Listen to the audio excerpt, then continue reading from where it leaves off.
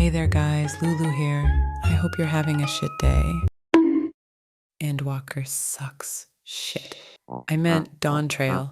That get your attention, bub? Fuck yeah, it did, you little shit. Oh, there goes the monetization again. Not been monetized since the streamer highlights anyway, so fuck it. Check out my Patreon if you want to support a lizard. It helps. Please.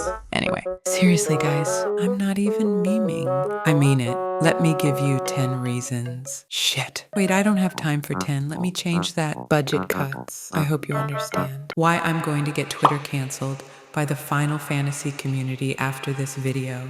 Let's say it's 10 for fucking clickbait. Don't worry. This ain't gonna be another lazy peon video. I mean, I'm an active player and have been for 11 years.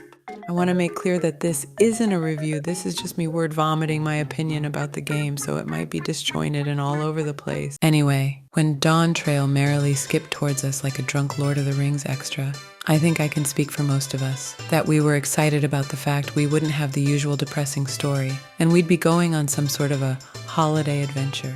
But quickly, many realized it was like a Ryanair package deal holiday coupon that you got off a cereal box. Well, I do think it's interesting to look at the things that really fell flat. I'm talking about flatter than the average Final Fantasy player IQ.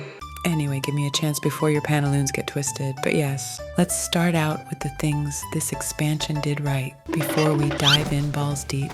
Okay, let's start this shit. Dawntrail. It reminds me of that picture of that horse. You know the one? You know the one people used for Game of Thrones Season 8?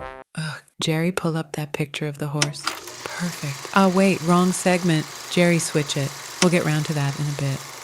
Let's talk about the thing that usually attracts new players and hopefully bring returning players back to the game.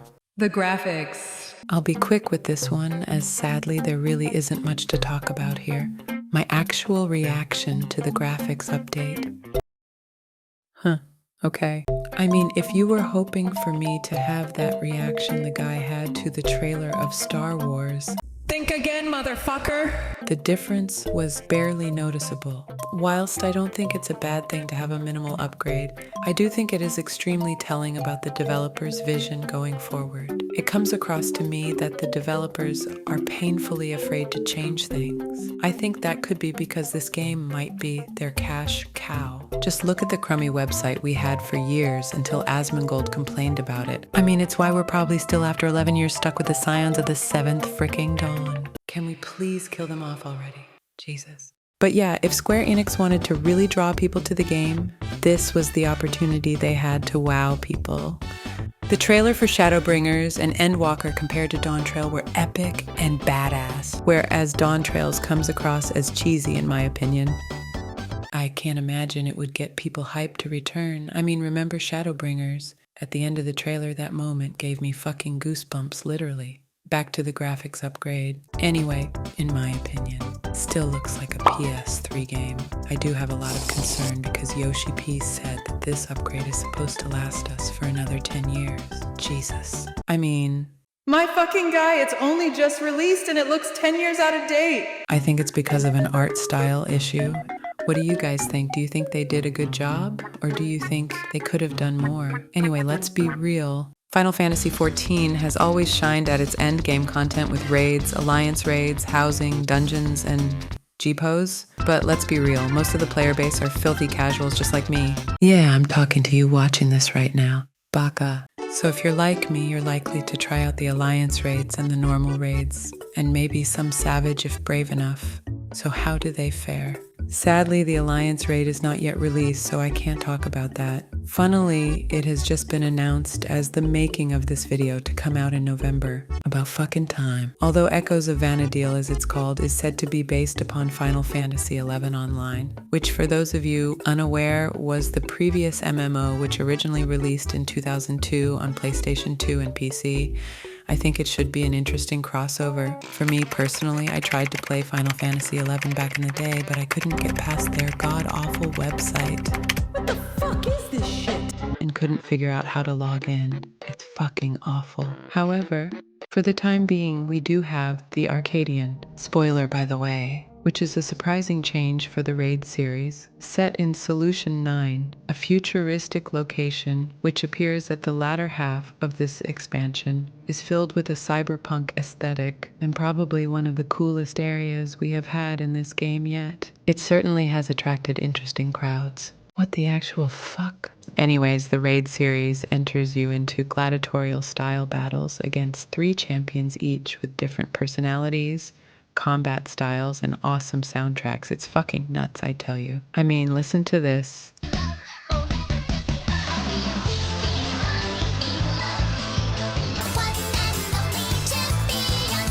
Soaking. Must be soaking wet after that one. Oh Jesus, shut the fuck up, Lulu. Anyway, they really went all out here, and let's be honest, the Raid Encounter team never really disappoints, to be fair. Well, I do wonder how they'll expand on this series into the future. We'll see, I guess. Stick around because shit is going to get real now. Spriggy. I'm trying to fucking record here. Ugh, pets, am I right? The needy little shit. Anyway, don't be a bitch, lasagna. If you like Bob's or Vegana, subscribe and drop a fucking like. Otherwise, I'll expose your internet history to your mom. Yashtala. Rule 34. Interesting. Let's be real. I think most of us have searched that. Damn it, I'm an incel. Fuck it. Anyway, the moment you've all been waiting for me to cover. You know it, I know it, everybody knows it. The story's bad. Not just, it's a little boring. No, it has less substance than a plastic bag. I need help with this. One moment. Gura! Unleash the reviews! Cheeky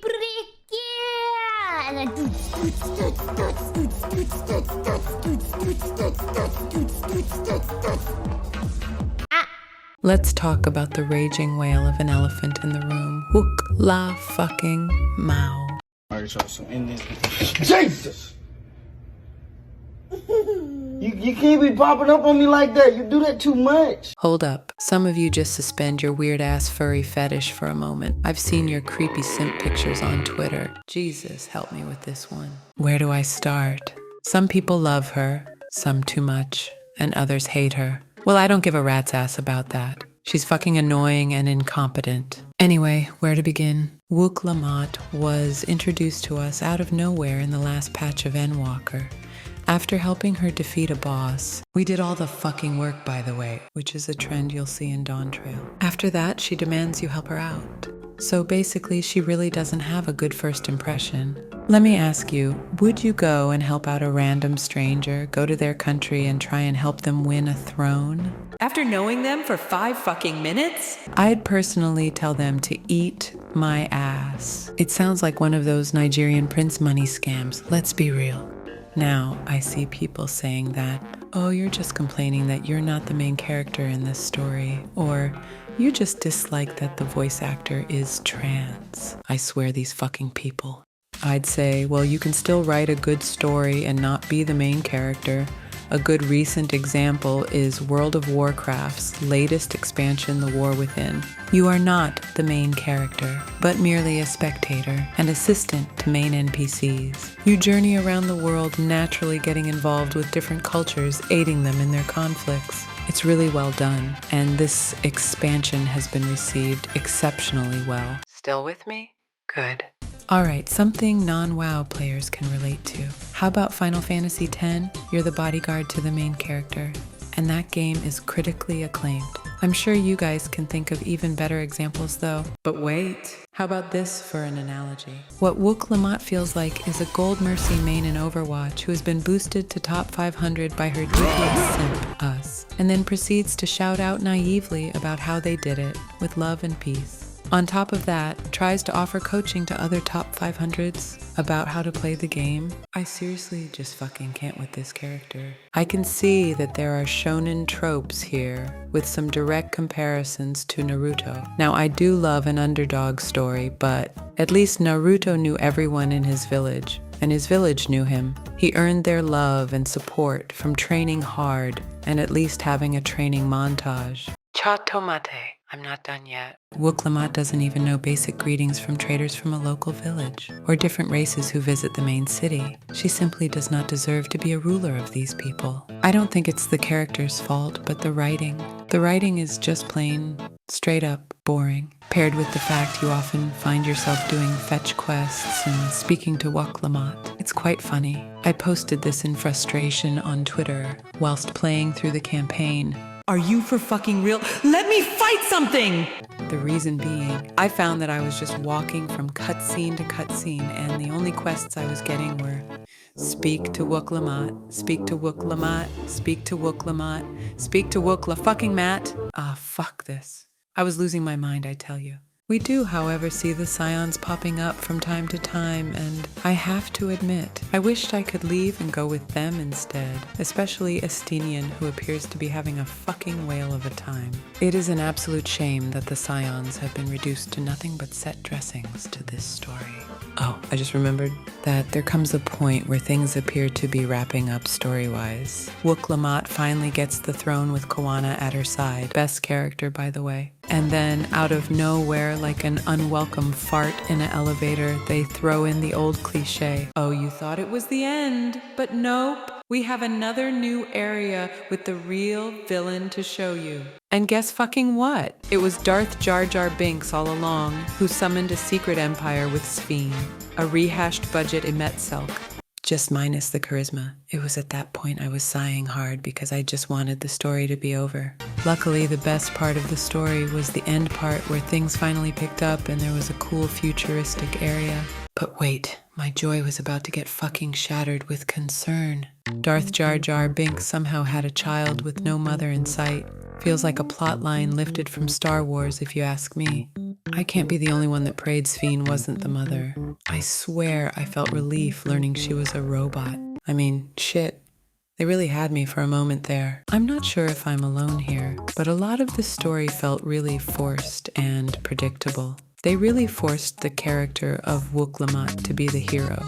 Even weird things like Y'shtola contacting Wuk-Lamat over us to give us a message despite Y'shtola not even knowing Wuk-Lamat. It should have been me, not her! So many times during the expansion, my immersion broke because of these strange occurrences that it was straight up bizarre. At the end of it, I was glad it was finally over. It felt kind of empty. Oh yeah, before I forget. When that gospel music appeared earlier for the first time during the expansion, it completely took me out of the game with a confused, What the fuck? What? Look at that. Anyway, where was I? Ah, yes. If we go back to the comparison to Naruto that is often brought up, it feels like one of those filler arcs where Naruto goes on a small adventure outside the main narrative but has zero impact on the main story. It feels exactly the same. It just didn't have any real impact. No world-changing moments that permanently shape the world going forward. I just honestly can't see where the story's going to go from here. It was supposed to be the start of a new chapter, but sadly comes off, like I said earlier, like an intermission to something better. So to answer the question, is this expansion good? It really depends what you play the expansion and patches for. If you are one of those players who plays strictly only for the story content and enjoys waiting for your package from Temu from China to arrive in real time, then this might be your form of torture. I mean, you might like it. The story for me was a 3 out of 10. I know many will disagree. It felt like this expansion was rushed and cheap. The voice acting felt very subpar, especially the main hero, Wuk-Lamat, who had the emotional range of a deflated whoopee cushion. Sphene, listen to me! Prompting me for the first time in 11 years playing this game to switch to Japanese, which was immediately better. But hey, I'm just one person, and it's my opinion. The game has been losing fans quicker than Mambo No. 5's music career, which has been noticed by many big Final Fantasy content creators, especially with interest in the game. I wonder if they will go balls deep and stick with it, or do a 180 and mix things up. We shall see. Well, that wasn't too bad now, was it? Regarding the player base dropping off, I'll be diving into answering this question in my next video, so please look forward to that. As it's really interesting, it's not as simple as Dawntrail bad. I do think the developers need to mix things up a little. I believe they need to go back a little to their original vision.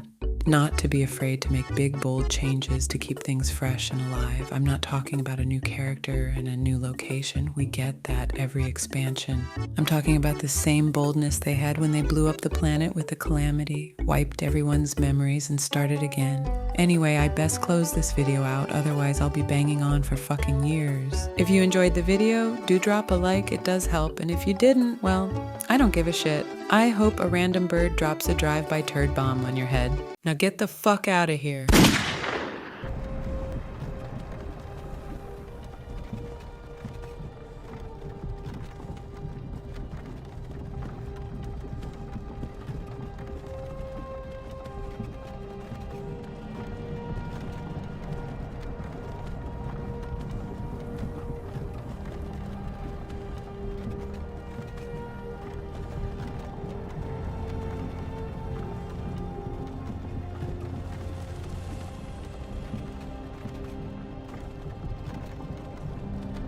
Hey, you. You're finally awake.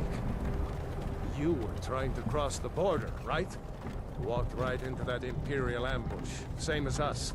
And that thief over there.